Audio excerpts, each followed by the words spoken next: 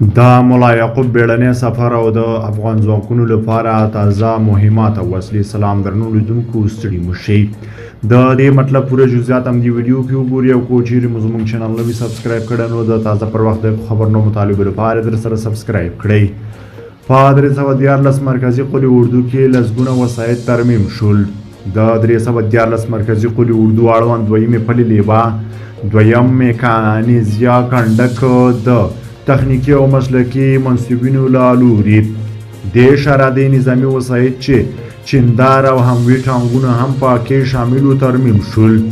دا یادونه وړه چې د 314 مرکزي قلي اردو اړوند منصبینو لا په دې څخه وروسته تر اوسه لا 4000 څخه زیات بیلابیل ډول نظامي وسایط ترمیم او ګټه اخیستنې ته چمتو کړي دي.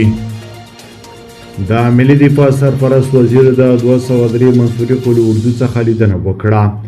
د ملي دفاع سرپرست وزیر مولوي محمد یعقوب مجاهد پکتیا ولایت ته د سفر په ترڅ کې د 203 منصوري قلي اردو له مسؤلینو او منصبینو سره وکتل.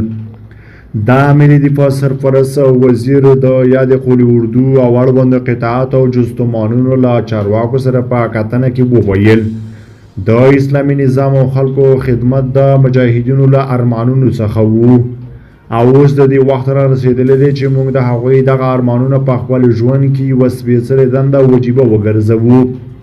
همداراز د ملي دفاع سرپرست وزیر د دغه سفر په ترڅ کې د یاد ولایت له یو شمېر نورو چارواکو او مسؤلینو سره هم وکتل.